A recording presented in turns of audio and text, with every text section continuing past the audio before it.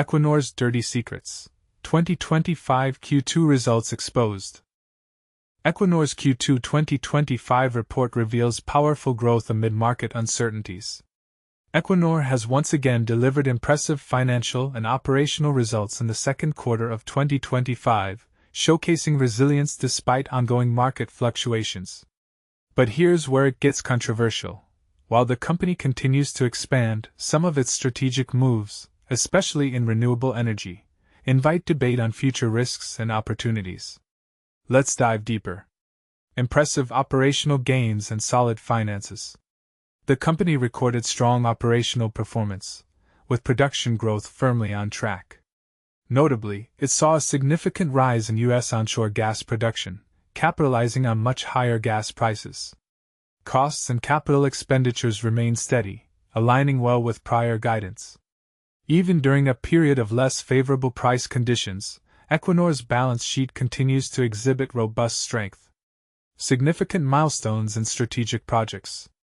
Among the highlights, Equinor hit crucial milestones on several key projects such as Johan Castberg and Johan Sverdrup Phase 3, along with advancements at Fram South and Troll.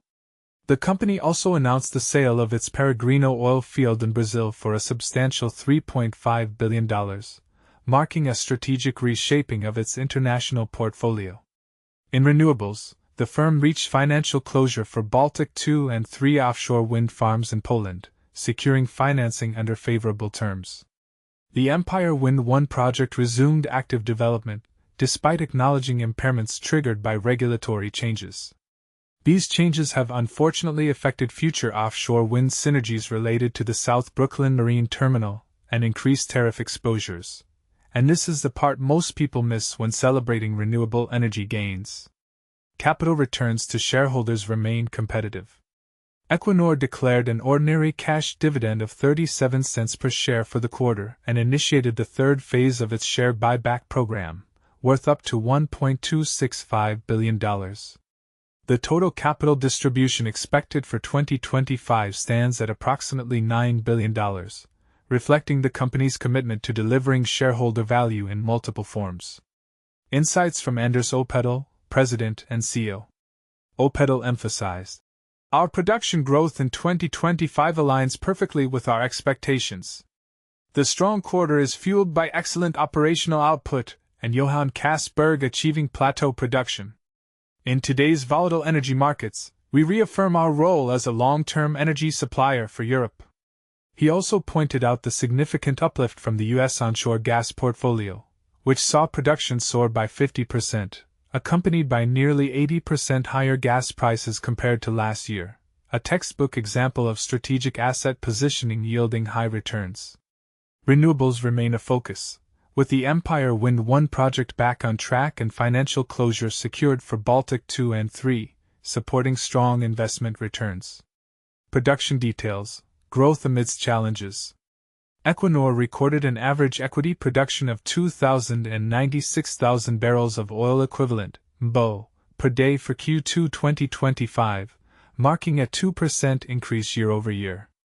On the Norwegian continental shelf, operational performance was robust. New production from Johan Castberg hitting plateau levels and contributions from Halten East compensated for natural field declines and planned downtime at Hammerfest LNG and the Colsons plant. The U.S. onshore assets, bolstered by acquisitions made in 2024, drove a 28% uplift in oil and gas output compared to the same quarter last year. International upstream production outside the U.S. declined, primarily due to divestments in Nigeria and Azerbaijan during 2024. Nonetheless, production gains in Brazil, along with new wells in Argentina and Angola, positively influenced results. Renewable energy output increased to 0.83 terawatt-hours, TWh, thanks to ramped-up generation from Dogger Bank A offshore wind farm and the newly acquired Lingsassa onshore wind farm in Sweden.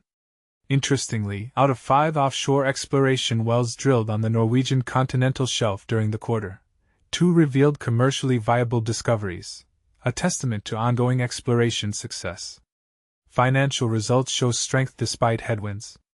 Adjusted operating income stood at $6.53 billion, while adjusted net income after tax was $1.74 billion. Lower prices for liquids weighed on results but were partly balanced by rising gas prices and production volumes. Reported net operating income dropped to $5.72 billion from $7.66 billion a year ago, primarily due to a $955 million impairment tied to regulatory changes impacting offshore wind projects. Most of this impairment, $763 million, relates to Empire Wind 1 and the South Brooklyn Marine Terminal, with the remainder connected to Empire Wind 2 leases. Equinor realized an average European gas price of $12 per million British thermal units, M2, while liquids prices averaged $63 per barrel during the quarter. Operating expenses remained stable, reflecting tight cost control. Cash flow from operating activities, before taxes and working capital changes, was a robust $9.17 billion. The company paid significant tax installments totaling $6.85 billion for the Norwegian continental shelf operations. Notably, from August onward, the tax payment schedule will shift to 10 installments per year, affecting upcoming payments. After tax payments, cash flow from operations totaled $1.94 billion. Organic capital expenditure was $3.40 billion, with total capex including other expenses reaching $3.58 billion. The net debt to capital employed ratio rose to 15.2% by the end of Q2, up from 6.9% at the end of Q1, reflecting the Norwegian state's participation in the share buyback with $4.26 billion paid in July. Strategic advances, strengthening the future. Equinor moved forward with critical development plans on the Norwegian continental shelf. This includes submitting the development and operations plan for Fram South and making a final investment decision on Johan Sverdrup Phase 3, expected to boost recoverable reserves by 40 to 50 million barrels of oil equivalent. The rapid rise to plateau production for Johan Castberg, achieved less than 3 months after starting output, is a remarkable achievement. Additionally, an oil discovery nearby, estimated at 9 to 15 million barrels, could further enhance field reserves. Highlighting long-term partnership commitment, Equinor signed a decade-long gas sales contract with Centrica for 55 terawatt-hours annually, reinforcing the vital role of Norwegian gas in the UK's energy security. Internationally, Equinor continued portfolio optimization by announcing the Peregrino field sale and focusing on the Bacalhau field startup and Rea gas project progress. New exploration licenses were secured in Brazil's prolific Santos Basin. In renewables, reaching financial close on Baltic 2 and 3 offshore wind projects, 1.4 gigawatts capacity combined, in Poland, backed by €6 billion financing, signaled strong growth in clean energy assets. Capital distribution. Equinor struggles with geopolitical volatility in energy trading. Q2 earnings impact. In today's rapidly shifting geopolitical landscape, energy giants like Equinor ASA are finding it increasingly challenging to navigate the volatile markets. This is particularly true for Europe's oil and gas majors as they prepare to unveil their second quarter earnings. But here's where it gets controversial. Equinor, the Norwegian energy powerhouse based in Stavanger, has openly stated that political instability is hampering its trading activities. This isn't just a minor inconvenience. It's a significant risk factor that's impacting their bottom line. On Wednesday, Equinor reported a dip in its second quarter profit compared to the same period last year. The company highlighted a particularly tough trading environment for gas, crude oil, and other petroleum products. This volatility isn't just affecting Equinor, it's a widespread issue across the industry. Imagine trying to predict the price of oil when geopolitical tensions are at an all-time high. Every move in the market could be influenced by political decisions rather than supply and demand fundamentals. And this is the part most people miss. The ripple effects of geopolitical instability extend far beyond just profit margins. It affects long-term planning, investment decisions, and even the reliability of energy supplies. For instance, disruptions at LNG facilities, as mentioned in Equinor's earnings report, can have cascading impacts on global energy markets. So, what does this mean for the future? As we look ahead, It's clear that energy companies will need to develop more robust strategies to mitigate the risks associated with political volatility. But here's the million-dollar question: can they adapt fast enough to keep up with the changing geopolitical climate? Your thoughts on this are welcome. Do you think political instability will continue to be a major challenge for energy trading, or do you see a way for companies to navigate these turbulent waters more effectively? Equinor sees tighter gas market and reports lower Q2 profits. Imagine this: one of Europe's largest energy giants is bracing for a winter where gas prices could soar, and here's the kicker: it might not be just about the weather. Equinor, Norway's state-controlled energy titan, has its eyes set on a tightening gas market as Europe heads into autumn and winter. But here's where it gets controversial: are we ready for what could be another season of volatile energy costs? And will global competition for resources push prices even higher? On July 23, Reuters reported that Equinor's CEO, Anders Opedal, revealed concerns about Europe's gas storage levels, which are significantly lower than they were last year.